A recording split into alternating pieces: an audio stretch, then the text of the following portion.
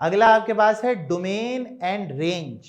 Domain and range मैं आपको ना बहुत आसान करके समझाता हूँ। देखिए पूरी कहानी अंग्रेजी में मैंने लिखी है।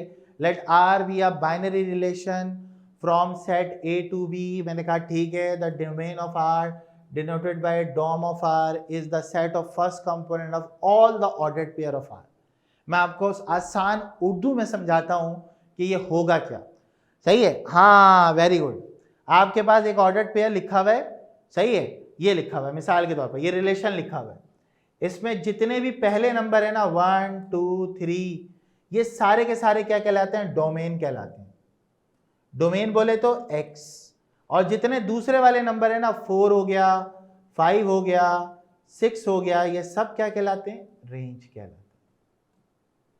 बात समझ में आई सबको?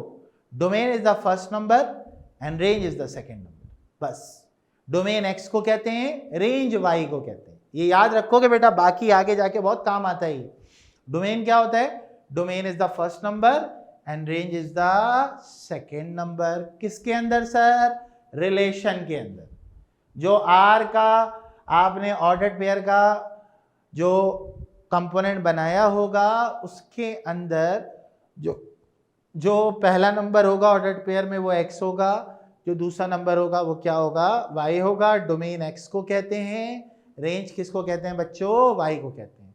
ठीक है भाई, चलो जल्दी से इसका स्क्रीनशॉट लो, आगे चलते हैं। सही है, मैथ आसान लग रही है तुम लोग को? ये बताओ, यहाँ पढ़ने के बाद आसान लग रही है? मुश्किल तो नहीं लग रही है? समझ आ जाता है तुम लोग को आसानी से? हैं? चलो ठीक है, ठीक है, ठीक है, गुड है, बस सही है। मुश्किल है क्या साथ? हैं? मुश्किल है? मुश्किल तो नहीं है यार, सीधी सीधी कहानियां हैं।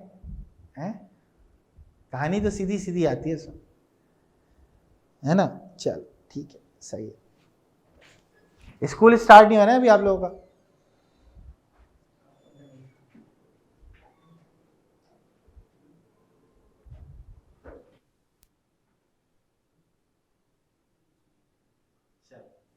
नेक्स्ट देखो, ठीक है।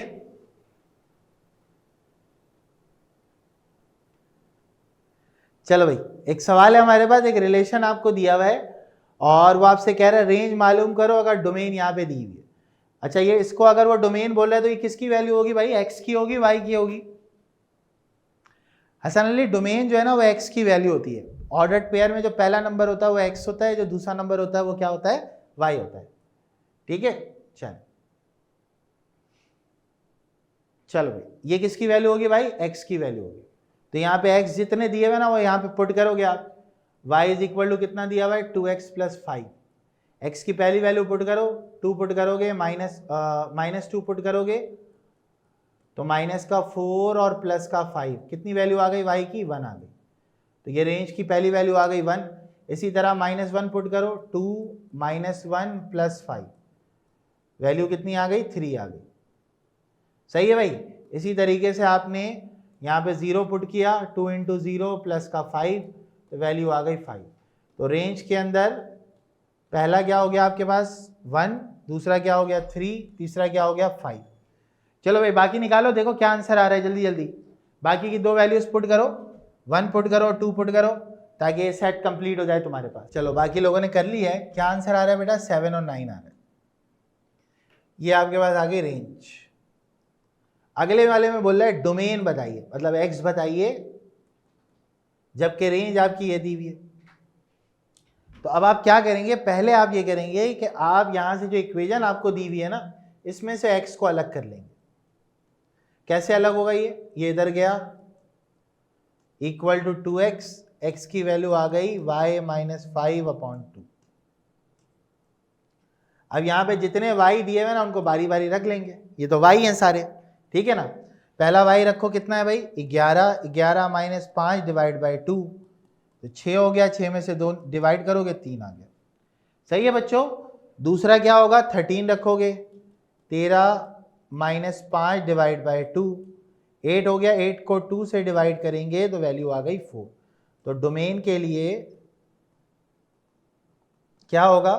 पहला 3 हो गया, दूसरा 4 हो गया एंड सो ऑन। बाकी के ये 2 नंबर्स आप रख के निकाल लीजिएगा। सही है भाई, सब बच्चों को ये वाला सवाल क्लियर हो गया? जल्दी से बताओ। हाँ भाई, डोमेन से रेंज निकाला और रेंज से क्या निकाला हमने? डोमेन निकाल लिया। तो एक्स यहाँ पे क्या है? पहला वाला कंपोनेंट है, 1 2 3 4, तो 1 2 3 और 4, ये क्या आ गया बेटा? डोमेन आ गया आपका, ये डोमेन आ गया। सही है। अच्छा भाई, उसके बाद रेंज, को डोमेन पे भी आते हैं हम, रेंज पहले पूछते हैं। व्हाट इज द रेंज बेटा? What is the range? What is the range? हाँ, रेंज दूसरा वाला क्या हो जाएगा? 5 6 7 8। अच्छा, कोडोमेन, ये कोडोमेन वाली बात मैंने आपको नहीं बताई थी। कोडोमेन वो होता है जो कि दूसरे वाले सेट के अंदर लिखा होता है, वो सब कोडोमेन होता है। और रेंज क्या होता है? जिस पे वैल्यू मिल जाती है वो रेंज में आ जाता है। जैसे यहाँ पे दूसरा वाला सेट कौन सा है? बी है, और बी की वैल्यू कितने के बराबर है? एन के बराबर है, तो ये आपका कहलाएगा कोडोमेन, मतलब कोडोमेन इज एन। क्लियर हुआ? ये कोडोमेन वाली कहानी क्लियर हुई आपको? कोडोमेन वो तमाम वैल्यूज होती हैं जो कि दूसरे सेट के अंदर लिखी होती है। अब उनमें से कुछ आपके पास रेंज में आ जाते हैं, कुछ नहीं आते। तो अगर रेंज में आ रहे हैं तो वो रेंज कहलाते हैं, वाई में आ गए तो वो रेंज कहलाते हैं, और अगर नहीं आए तो वो कोडोमेन बन जाते हैं। बात समझ में आ रही है सबको? हाँ भाई, साथ खतीजा बेटा, बात समझ में आ रही है आप लोगों को? कोडोमेन का मतलब समझ में आ रहा है? कोडोमेन क्या होते हैं? सही है। तो कोडोमेन दूसरे वाले सेट की तमाम वैल्यूज को कोडोमेन कहते हैं। जो ऑर्डर्ड पेयर में लिखे जाएं या ना लिखे जाएं, वो सब कोडोमेन।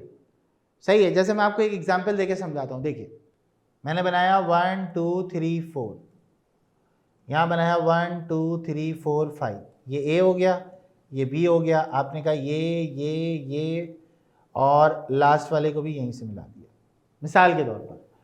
अब देखो, तुम्हारा जो कोडोमेन होगा ना, वो क्या होगा? 1 2 3 4 5, ये सब क्या है? ये कोडोमेन। रेंज क्या होगा?